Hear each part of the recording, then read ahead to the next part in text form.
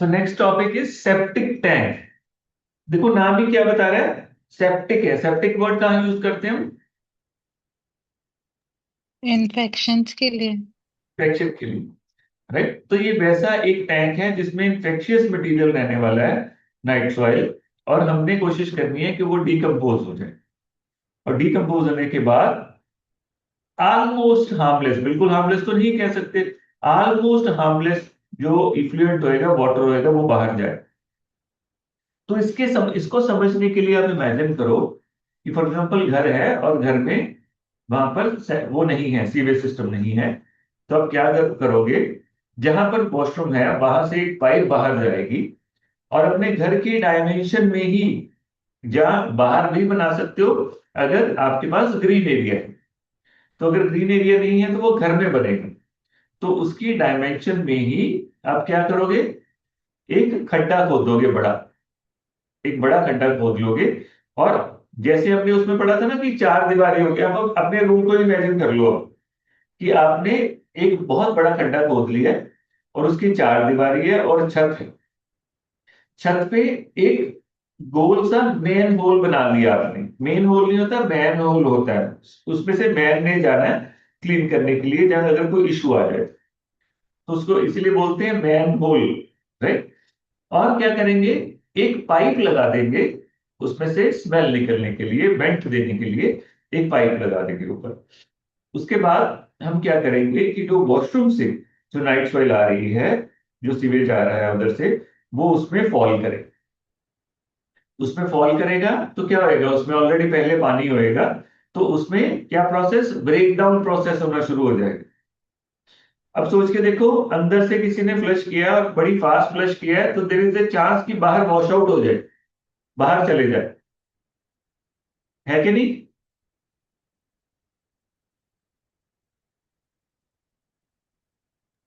हाँ जी sir. Imagine कर पा रहे हो? हाँ जी। इसका एक प्रैक्टिकल टिप बताता हूँ। आजकल कई बार जैसे जो फ्लशिंग सिस्टम होते हैं ना, वो दो तरह के होते हैं। मालूम है आपको दो तरह के होते हैं? No sir. जो फ्लशिंग सिस्टम होते हैं आजकल दो तरह के होते हैं। दो तरह के कैसे होते हैं कि एक, दीवार में टैंक लग जाता है दीवार में, तो वो दीवार थोड़ी सी बड़ी कर देते हैं जहाँ दीवार चौड़ी होती है। तो वाटर टैंक दीवार के अंदर ही होएगा, आपको नजर नहीं आएगा, इट लुक्स गुड। उसके बाद जब आप वो बटन दबाते हो दीवार वाला, तो वो फ्लश कर देता है। क्लियर? दूसरा सिस्टम क्या है? दूसरा सिस्टम है कि आपका जो वाटर टैंक है छत के ऊपर, दो दो मंजिल ऊपर है, वहां से एक मोटी पाइप सीधी नीचे आती है वॉशरूम तक, और वो दीवार में आती है।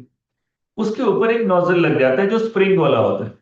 तो जब आप उसको प्रेस कर दोगे, तो वो पाइप ओपन हो जाती है और एकदम से पानी स्पीड से फ्लश होता है। और वो क्योंकि स्प्रिंग वाली है, वो स्लोली स्लोली बंद हो जाती है, तो पानी थोड़ा सा फ्लश होके बंद हो जाएगा। क्लियर? हाँ जी सर। अब आपने क्या किया, अब प्रेशर किस में ज्यादा होएगा?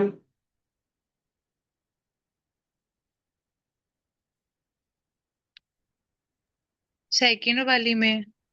सेकंड वाली में। क्यों सेकंड वाली में ज्यादा होएगा? क्योंकि वो एक तो वो ऊपर से आ रहा है, मोटी पाइप से आ रहा है, पतले में आ रहा है। यही कारण है, पोटेंशियल एनर्जी।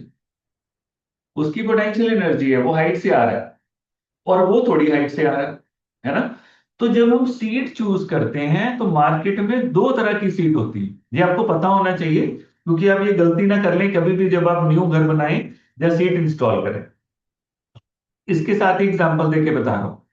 तो अगर आपने सीट प्लेन वाली बनवा प्लेन वाली ले ली, क्योंकि वो बहुत सुंदर लगती है, कई बार डिजाइन बहुत अच्छा है उसका, तो वो जो फ्लश करेगा सेकंड वाला, वो इतना हार्ड करेगा कि वो बाहर को स्पिल आउट करता है सारा का सारा, और सारा वॉशरूम खराब हो जाएगा। और सोचो आपने वो सारी लगवा दी है, और 20-20 हजार की एक सीट है सपोज, मैं एवरेज लेके चलता हूँ कि ठीक वाली, बहुत महंगी में नहीं जाते हम।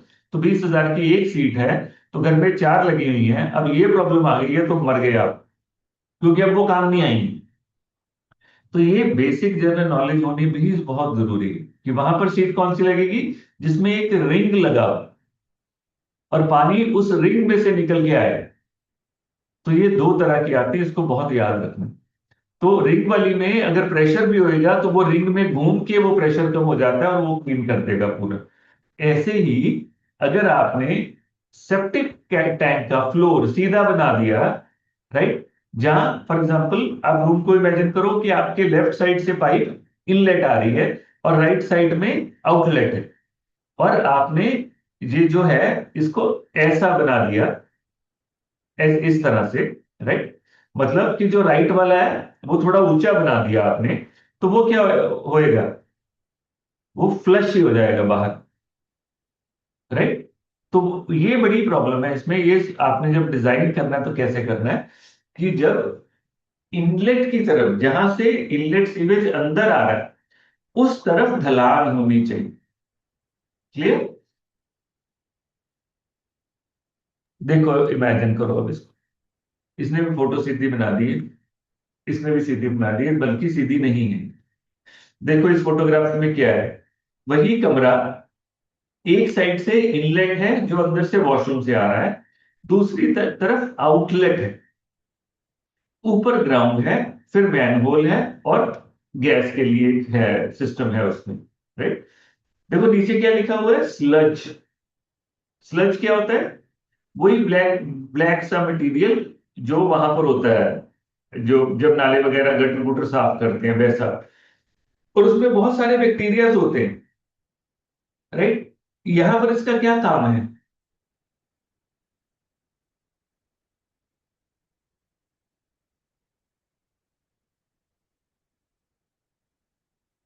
यहां पर इसका क्या काम है? याद है हमने उसमें किया था, रैपिड सैंड फिल्टर या स्लो सैंड फिल्टर में हमने क्या किया था?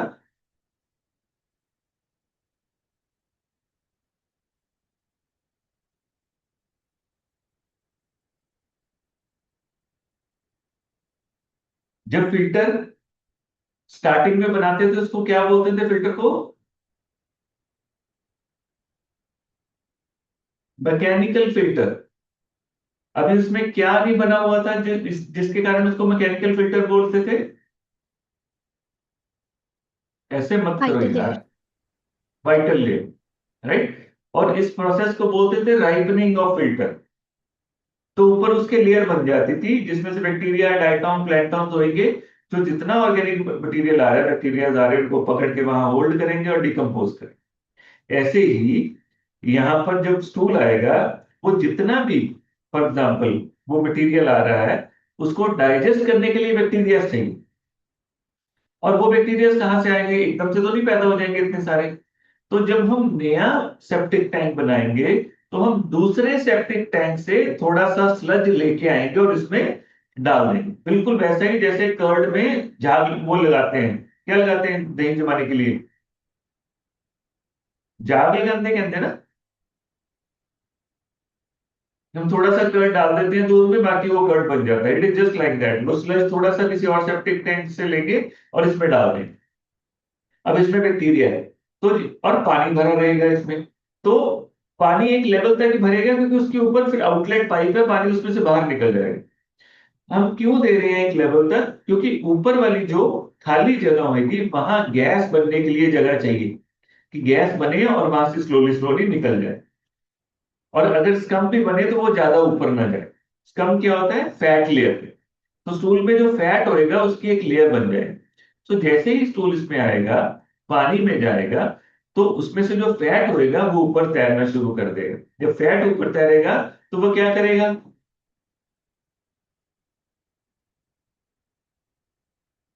जैसिका क्या करेगा वो? सर पता नहीं। वो क्या नहीं पता, कॉमन सेंस जीके।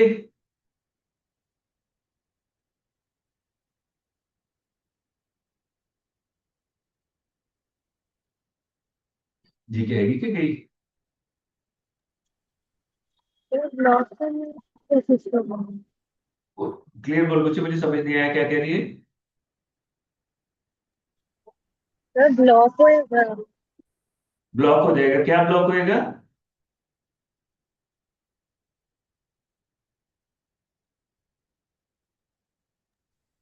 कौन टैंक कौन ब्लॉक हो सकता है। है बच्चे? टैंक सर ब्लॉक हो सकता है। मैंने सुन नहीं दिया बेटा। कौन कौन?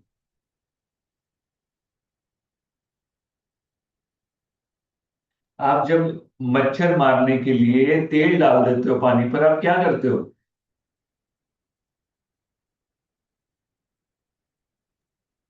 ब्रीडिंग रोक देते हैं उसकी। कैसे रुकती है ब्लीडिंग उसकी? ऑक्सीजन में जाती ना उसको फिर। ऑयल से। तो यहाँ पर क्या होएगा?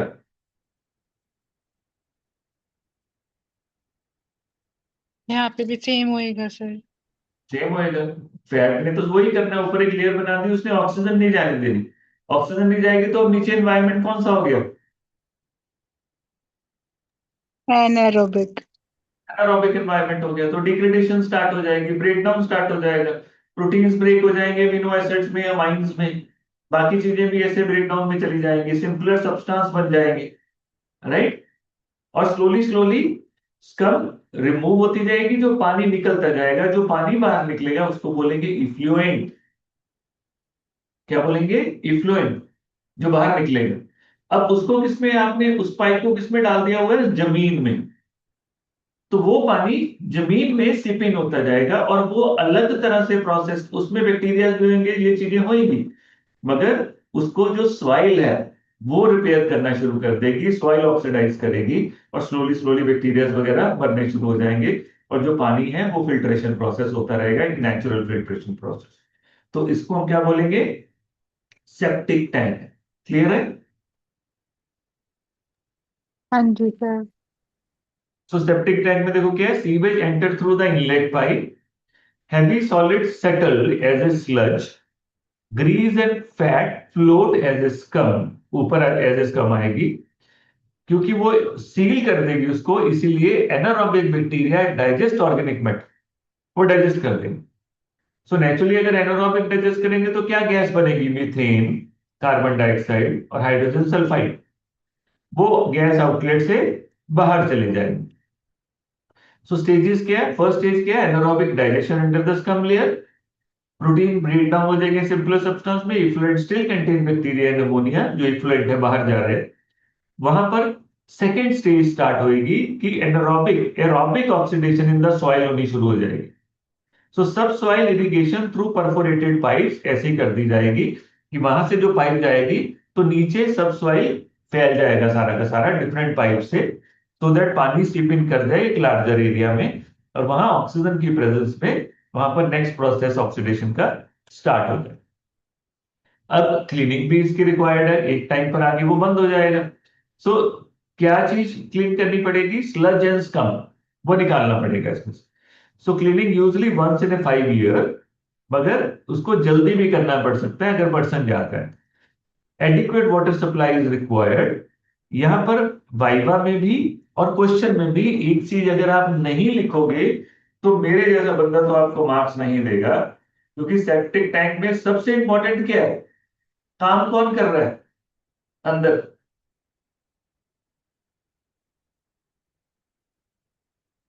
अंदर काम कौन कर रहा है? बैक्टीरिया, एनारोबिक कंडीशन, है ना?